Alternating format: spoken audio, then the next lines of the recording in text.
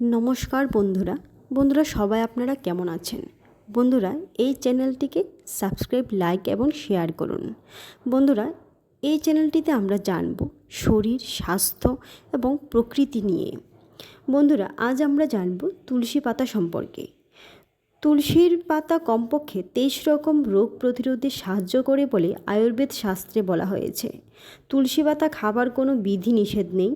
যখন খুশি ও যতগুলি খুশি তুলসী পাতা চিবিয়ে খাবেন, কোনো না কোনো রোগে সুফল পাবেন। হার্টের রোগে বিশেষ সুফল হয়। দৈনন্দিন জীবনে তুলসী পাতার ব্যবহার কী আছে আমরা সংক্ষেপে জেনে নিই।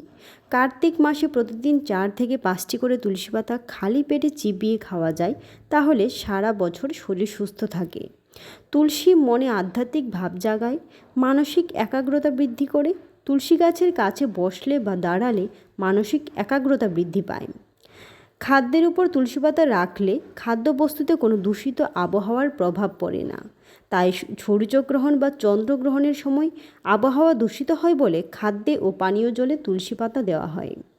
হিন্দু ধর্মে তুলসী গাছ আধ্যাত্মিক শক্তির প্রতীক বলে মনে করা হয়। তুলসী তলায় প্রদীপ জ্বালালে এবং তুলসী গাছকে প্রদক্ষিণ করলে মনে শান্তি আসে।